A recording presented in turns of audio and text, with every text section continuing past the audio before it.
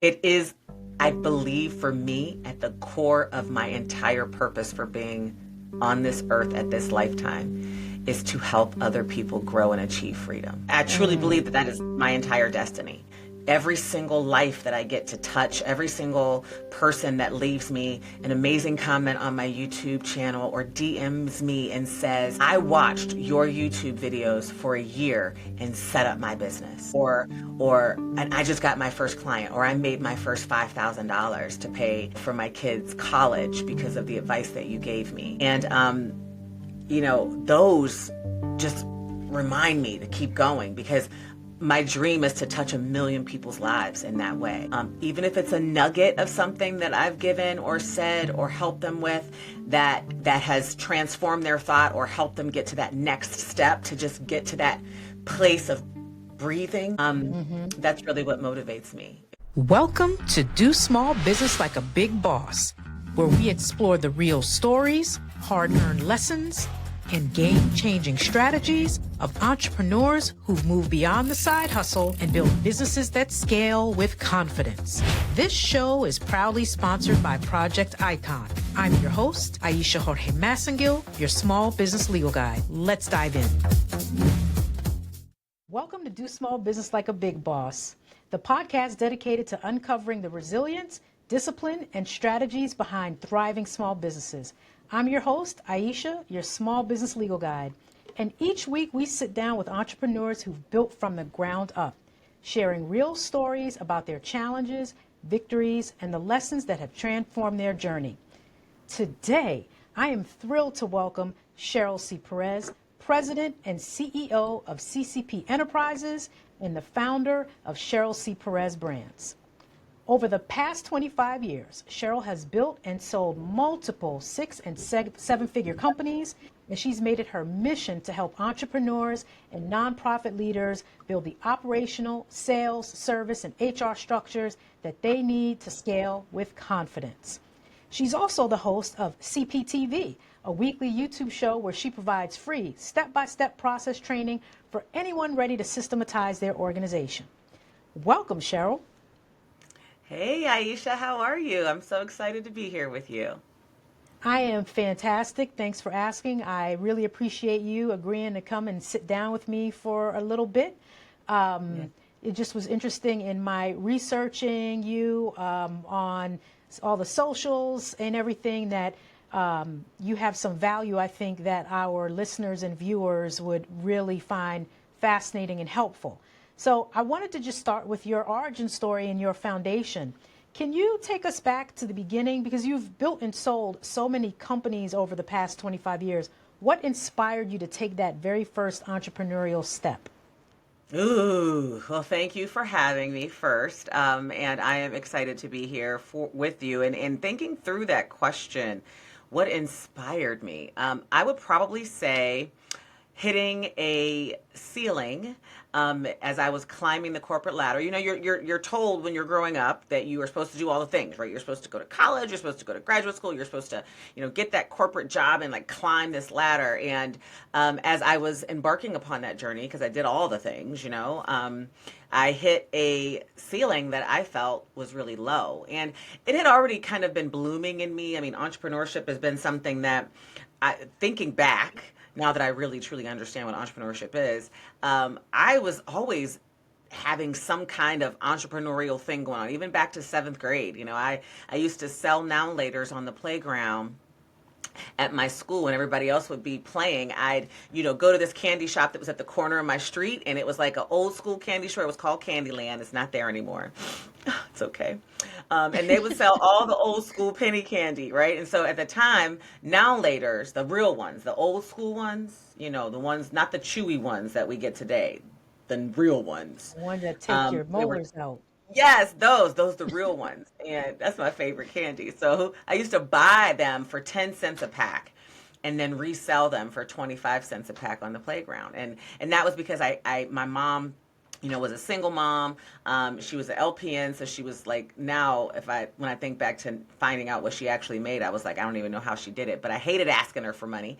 So I would be like, this can be, my money for pizza and, for stuff. So I do that at least 3 times a week at school, and I'd win now and later packs for like he had like a rewards program. If you bought a pack, he would stick little pieces of paper in there and say you could win a certain number of packs, and I would win 50 packs. So that was my first Mm. entrepreneurial thing, but I didn't really know that's what it was. And even through high school, I was always trying to monetize something. In college, I had a really rigorous schedule because I finished my undergraduate degree in 3 years and I did my graduate degree in one. And I didn't really have time for a job. So I sold dinners, I did hair, I did nails. I mean, anything in order to be able to make money. So entrepreneurship has always been kind of in my DNA, but I was too afraid to actually think of it that way. It was always just something extra to do to make some extra money. And it stuck with me. I always did something on the side to kind of hit a financial goal or to achieve something. I was saving for my first house. I did consulting work on the side, and I didn't really think of it as a go into business for yourself type of a thing until I realized that I was working in these environments where my skills and talents were really, really, really beneficial to those that I was working for, but there was no reciprocity in the relationship. Let's just put it that way. It was kind of like on the verge of what I would probably term as an abusive relationship. Almost like, nope, you do what we say, you do as we say. When we say do it, we're gonna get every hour, every drop of intellectual property we can out of you. And then when you come and say, hey, can I get a raise or can I get that promotion? We're going to say, well, we're evaluating things, or, oh, that's not, in the game plan, or, oh, absolutely. Here's a new title. Here's all the new responsibilities, but here's no more money. And I think that my final straw, I was really contemplating, and I had a game plan. I had a transition plan is what I call it today, and I actually give it to a lot of my students. I had this huge plan, like to extricate myself from that relationship 18 months later than I did. So I had already been made up my mind, but I was afraid to take the leap. And then I went into my boss's at the time's office for a big review. Had one of the most amazing years in the company history. It actually been named the #3 salesperson in the country because I worked for a large international organization. And he said, yeah, no, you did an amazing job. Your numbers are off the charts. So we're going to give you, we have a freeze right now. We can't do a raise, but we're going to take 1/4% from 3 other people and give you a 3.25% raise instead of everybody else's 2. And I said, okay. I said, well, how about this? You keep your raise and your benefits, and you just give me a percentage of what I sell, and we'll call it even. And he said, that wouldn't be fiscally responsible for us. And so I decided that it was no longer fiscally responsible for me to stay in that relationship. I turned in my letter Mm. of resignation 3 days later, Oh, and wow. I was done. I was done, and but I had already started working on my game plan, so I wasn't jumping off the bridge. I was just kind of hanging from the side of the bridge at that Well, point. let's talk about that. What were the preparations that you were doing behind the scenes to begin that preparation process?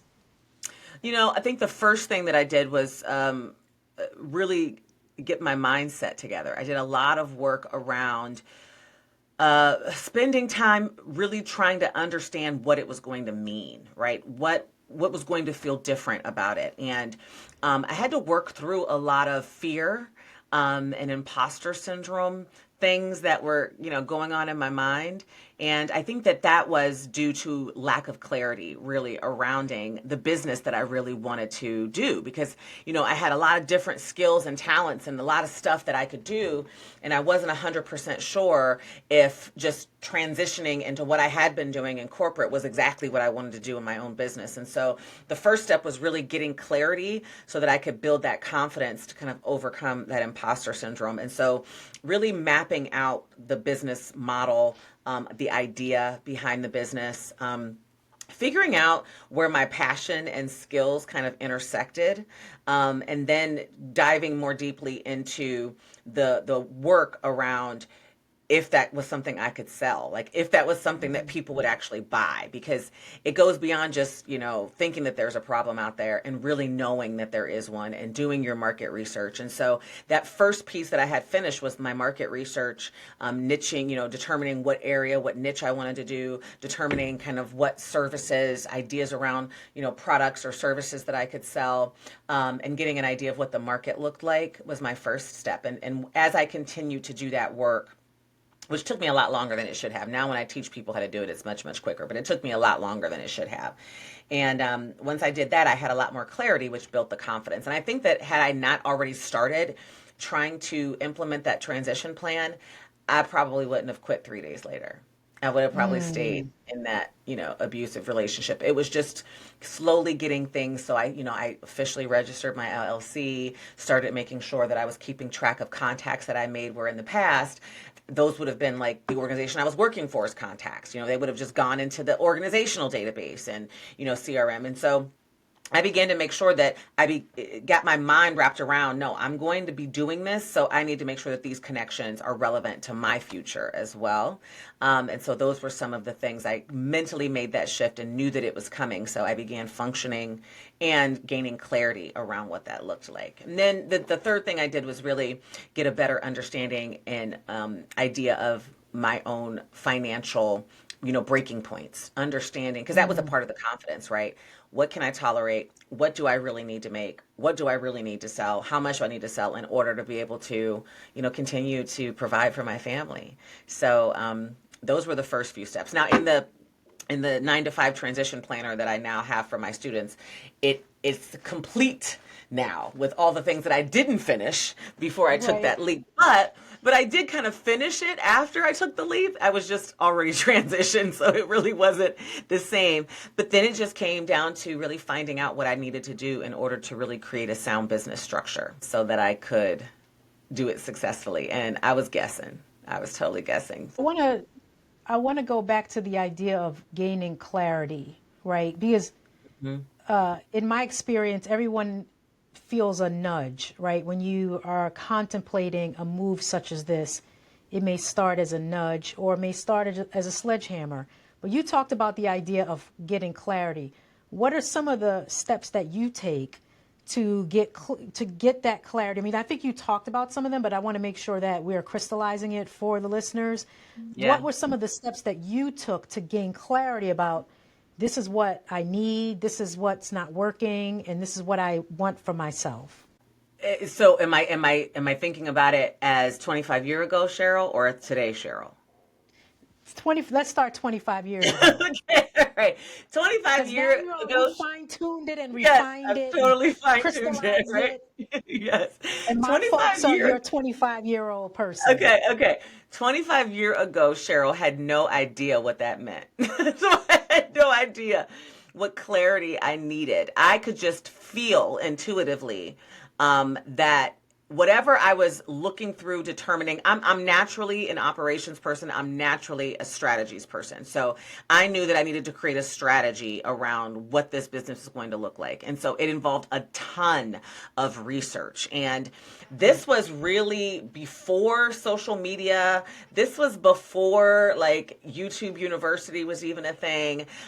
This was really before there was like a Google where you could just go and Google it. The internet was around, but it wasn't like the number one resource or tool for research. So I spent a lot of time reading books, you know, going to the library, just watching and learning other people that I worked with and that I knew was like a thing. I just was gathering data and information around their experiences. And just really, truly for me, having a crystal clear picture around what I felt confident, what felt like I had enough clarity to move. And I thought that what I was feeling was good enough at the time. I just knew that if I feel comfortable, then that means I can move to the next step. If I have enough of an understanding of what I'm finding, then I think I can move to the next step. So, back then it was just around that feeling. Does this feel good enough to be able to pull this off? And in my work, in my side hustle work that I had been doing before, in the beginning of my career, I worked in a role that allowed me to help nonprofit organizations all over the world start from the ground up. So I had a little bit of a better understanding and knowledge of what it meant to create something from scratch, to create an organization from scratch. But it was definitely different when you are doing it for other people, when you're doing it for yourself. You know what I mean? It's a totally different vibe because I felt confident in helping other people kind of do it. I'm like, no, this is what we need to do. Let's just go. And talking them off the ledges. But I couldn't talk myself off of all the ledges. So the clarity then was really around just feeling comfortable with each step. Is this the, and I probably went through all the steps thinking back in wrong order. I totally did, which meant I had to go back and do things over again. And I would do something. Initially, the first thing was, I need a name. Like, that's the very first thing. I need a name. Well, the name should really be tied to what you're going to do and who you're trying to attract and what's available. And this was all before the internet. So I knew that was a piece. I knew registering it legally was a piece. I knew getting a tax ID was a piece. I knew setting up a financial structure was a piece because I had done that, before in my jobs. But really, truly, I think that the missing piece was understanding what it really would take to market it and sell it. And I was a salesperson. So, but understanding, just because I felt like I knew who I wanted to work with and the type of audience I wanted to work with and who, I thought would buy the services, really getting clarity around who those people were and what they were looking for was, I think, the missing piece. So that was 25 years ago, Cheryl, clarity. Today, clarity, Cheryl, is a totally different clarity. Yeah, today is, you mentioned a couple of things that I want to rewind. Because I heard you say you were doing these things in the background, but at the same time, you had gone to your present company and said, hey, if you're not going to give me the raise, can I take on this different kind of structure and still work for you all, right? So was it your intention, even as you started that company, to do both, to have something as the side hustle and do both? And when did that change? My intention originally with my transition plan was to build my revenue in my side hustle to a level that I felt I could take the complete plunge and walk away. So that was my original intention. And that was where the 18-month plan came into play, right? Because I also had like some debt I wanted to get rid of. I still had some stuff I wanted to get done in my house that I wanted to still do. And I'm like, nope. I can really, because I can manage my time well to take on more side hustle clients, more side hustle work, perfect that and formalize that work into this business structure that I'm creating. And then, use those relationships to just build upon them and continue to grow to the point where I can just kind of walk in here and say, look, I'm good, because I had done other things on the side before where it did come really close to like the income had come really close to like my regular job income. And I was doing one job that my husband at one point said, you're going to have to decide which one you're doing. Cause I was doing like in-house parties for women and sex toys and things like that. And I was making like almost equal money doing that. So I was at the job that I was at that point. And he was like, we're going to have to decide what we're doing because you are working all day long. And then every evening and all weekend long, you are coaching women, and then it would, I had a phone that they would call and I would be at where I was just juggling a lot. So I had done that before, but still didn't have the confidence that I could really do it, on my own, that I could really do it. That was more like a Mary Kay vibe type of a thing. So everything was given to me, it was just Mary Kay with different products, but everything was given to me at that point. So Yeah. I still knew that I had to figure all of that out before I could actually, do it on my own. So my intention was to do it as a side hustle until I was 100% sure and then leave. But that's not what I did.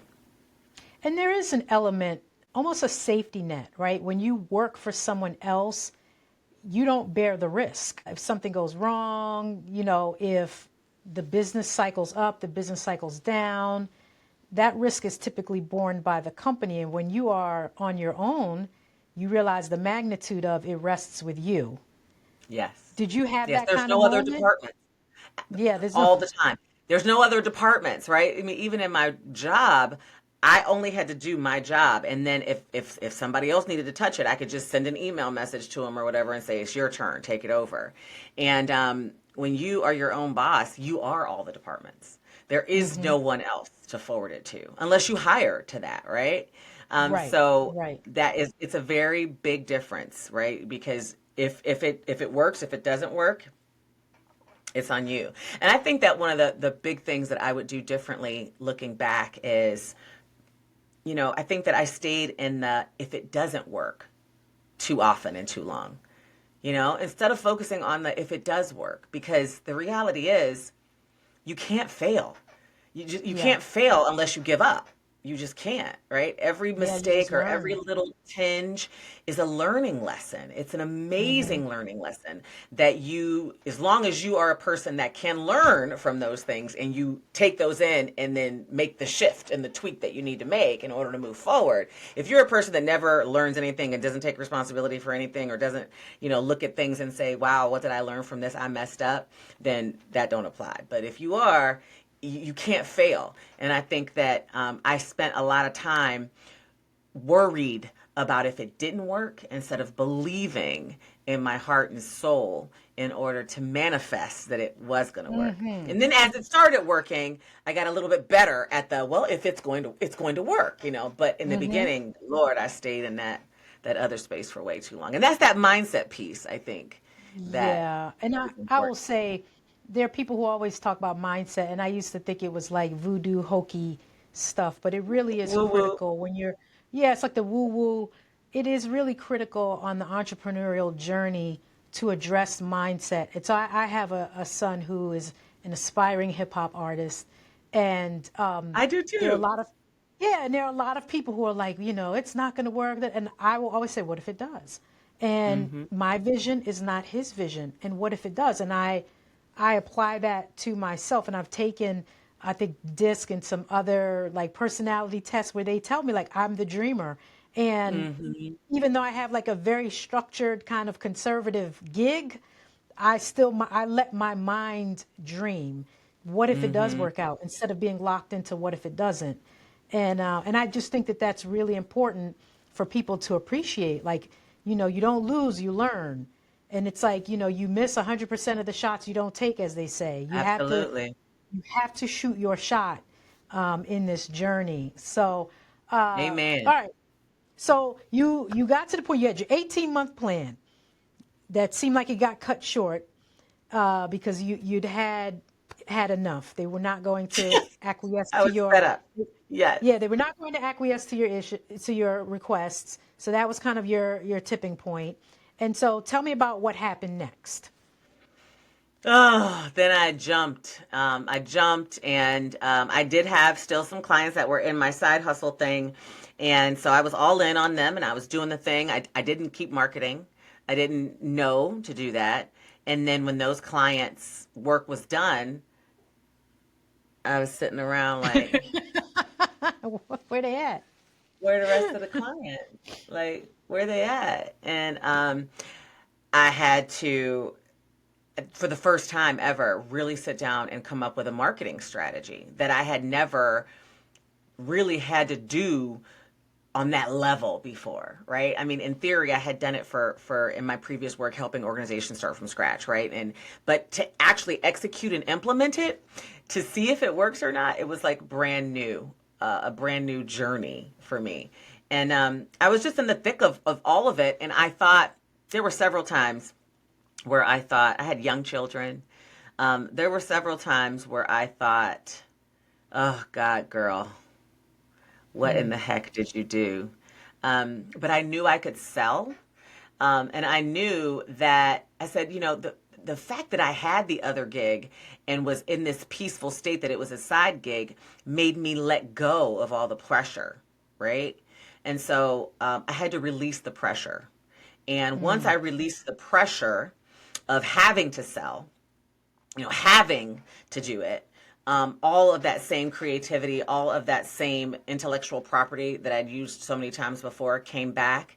And then I realized, no, this business has to be set up in a way that it is around strategies, structures, systems, processes in order for me to be able to make this flow. And I just began doing what I had been doing for so many other people for so many years. I finally said, you're not going to just keep giving this away to others to benefit from. I need you to take a deep breath, quit freaking out, because I was Yep. freaking out, freaking out, and do the same thing for yourself. And I did. And slowly but surely, clients came and I got a nice rhythm and I established a lead generation rhythm.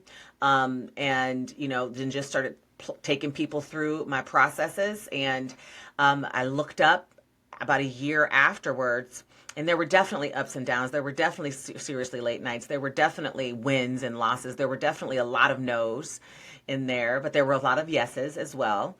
And I looked up one day and said to my husband, I need to hire somebody.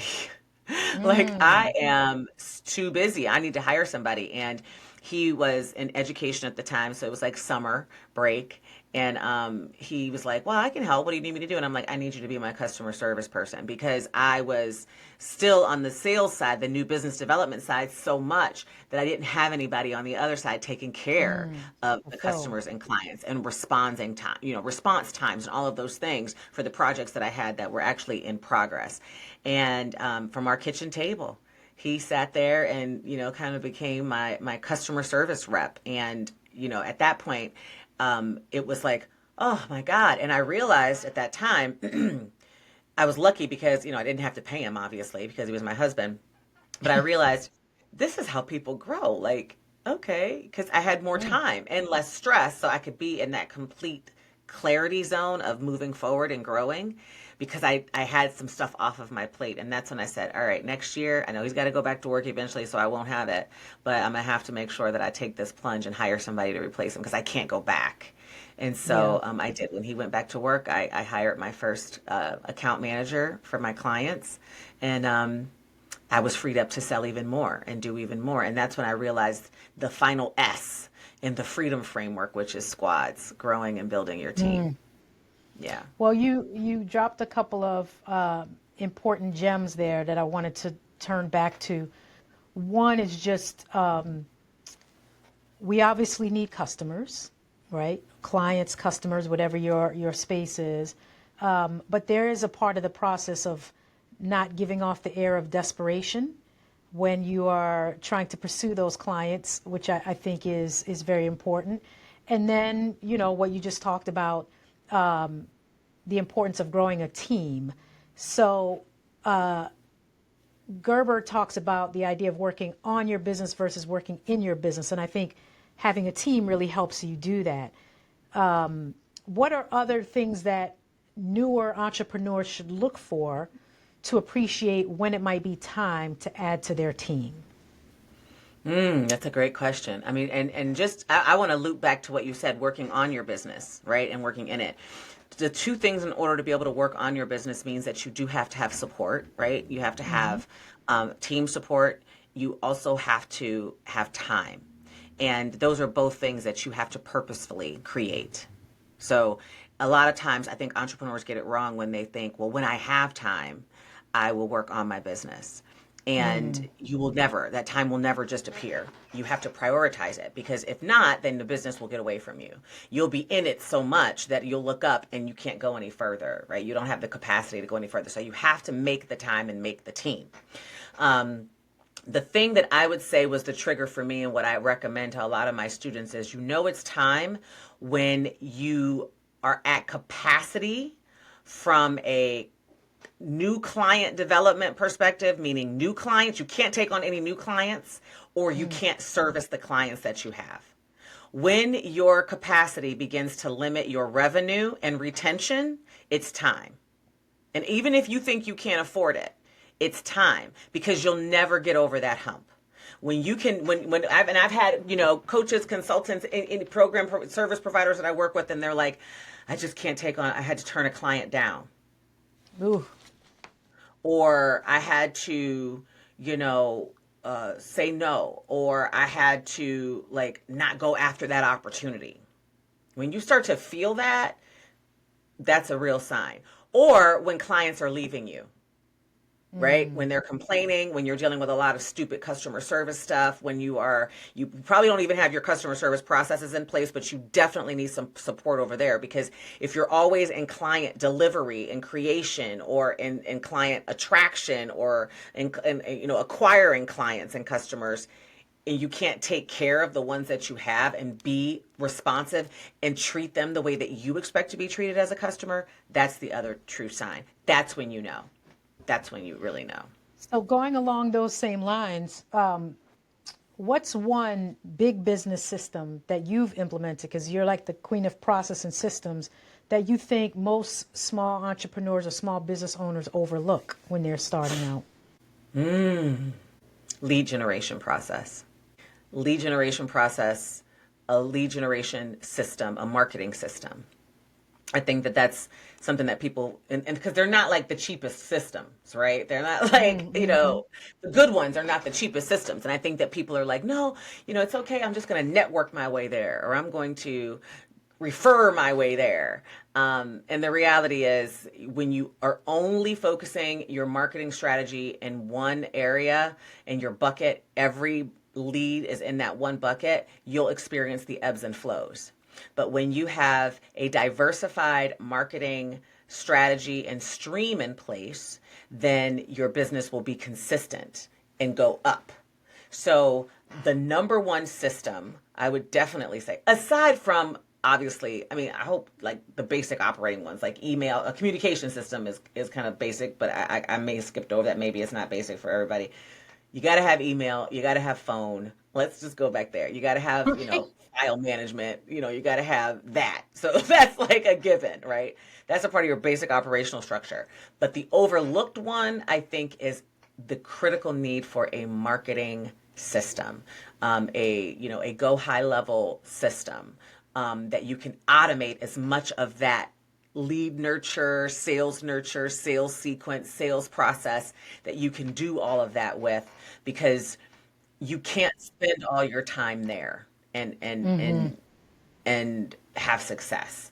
You have to still work it in order to convert and to have sales, but it needs to be as automated as possible. And I think that that's the one system that you 100% have to know when you're creating your business budget, when you're just getting started, needs to be included. Yeah. So pivoting a little bit, one of the themes of this show is having the resilience as required as an entrepreneur, a small business owner, to navigate various storms and trials and tribulations that you have to get through. Over your time in 25 years, you've had, I'm sure, had to deal with some doozies. So what do you tap into to allow you to get through those challenging times?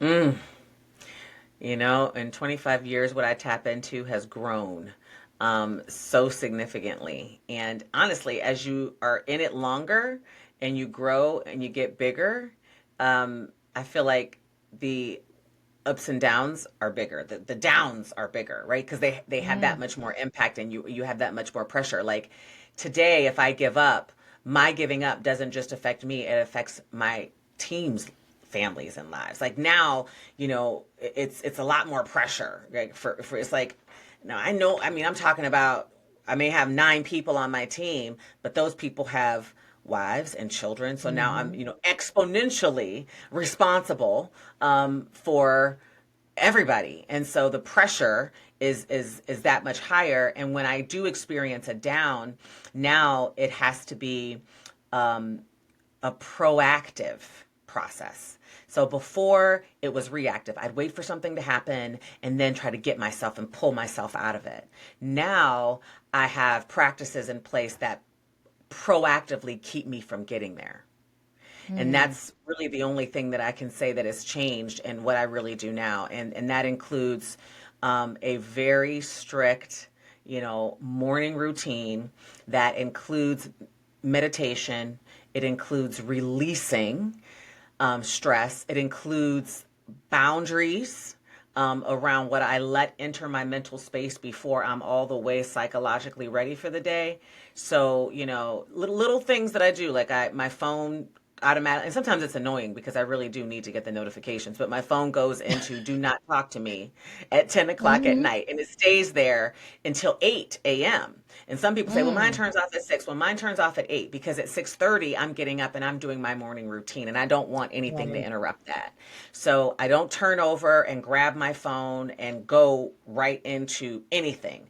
I turn over and I turn on my meditative music and I slowly allow myself. Actually, my Google Home wakes me up, and my alarm, after my alarm, it's automatically set to like begin nature sounds, and it begins nature sounds and like meditation music. So I'm like, if it's like that scene in Coming to America. I don't know if I'm aging myself, but that scene when Hakeem gets up in the morning and they're getting ready to give him his bath. It's his birthday, and they start the violins, start to and Yes, then and he gets the royal bathers.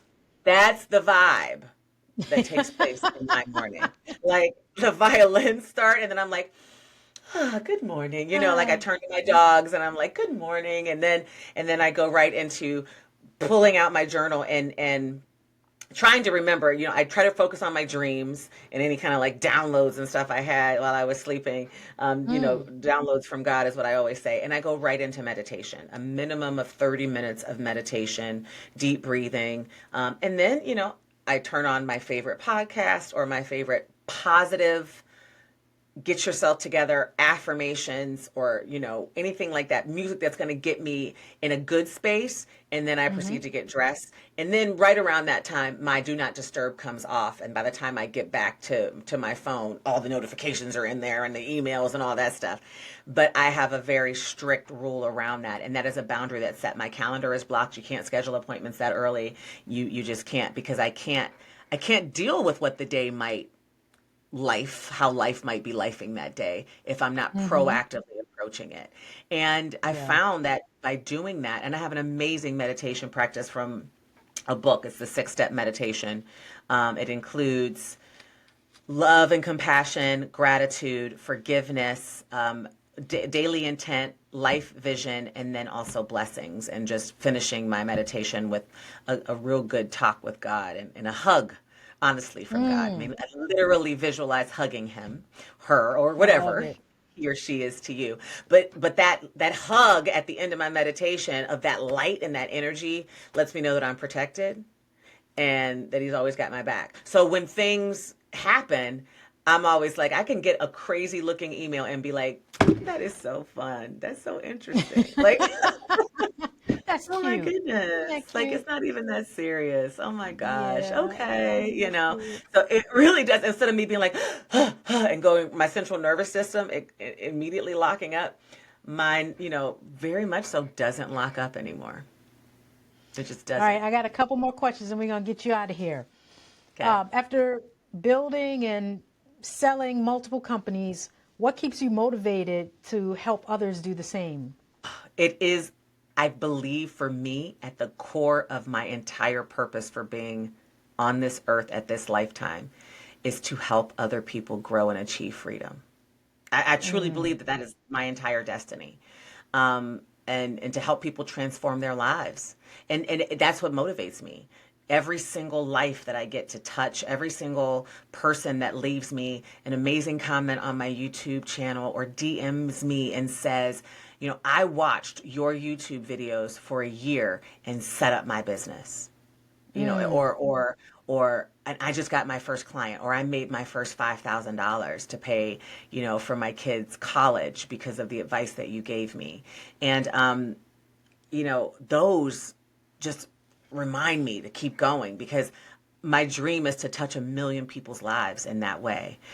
Even if it's a nugget of something that I've given or said or helped them with that has transformed their thought or helped them get to that next step, to just get to that place of breathing, you know, mm, um, mm-hmm. that's really what motivates me. It's helping to change the world. I don't know how else just saying, I want to That's change the world. small, tiny little goal. Small, tiny little goal.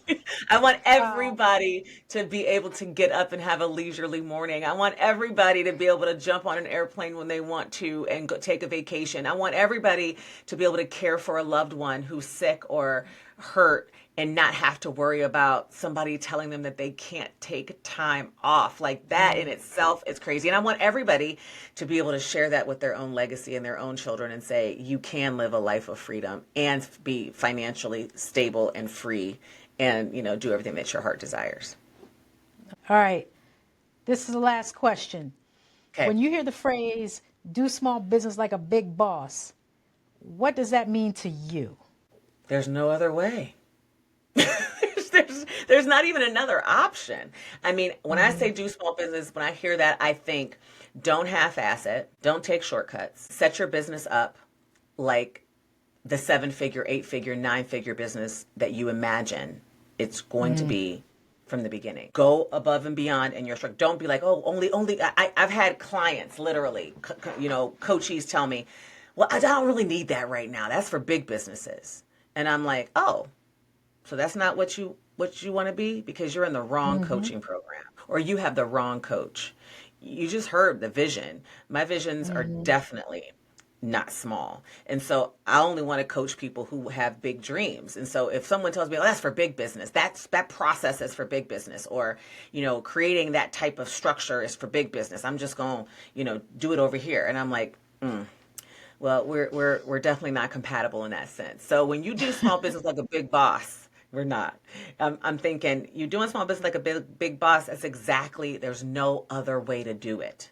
Otherwise, you're just playing with a little bit of a hobby there, and Yes. it's just your little side hustle, and that's okay too. That's okay too. But me and you probably wouldn't be working together. I don't have any coaches that say I just want to have a side hustle. I'm like, well, I have a Right. whole bunch of other people in my network that work with people who want to maximize their side hustles, not me. Right. Right. Amazing. Where can the people find you if they want to find you out there in the world? Oh, I'm on all social at Cheryl C. Perez. YouTube is probably the first stop for most folks. CPTV or Cheryl C. Perez. They can find me there. But I'm on all of it. TikTok, Instagram, Facebook, LinkedIn, YouTube, I think Pinterest too, maybe. Cheryl C. Perez. And at my website, of course, CherylCPerez.com. Amazing. Thank you so very much for your time and your talents. Appreciate the generosity. And for the listeners, if you've enjoyed this episode, please make sure that you download and subscribe. I would be very appreciative to help grow and expand the reach of this podcast. Thank you all, and we will see you next time. Thank you.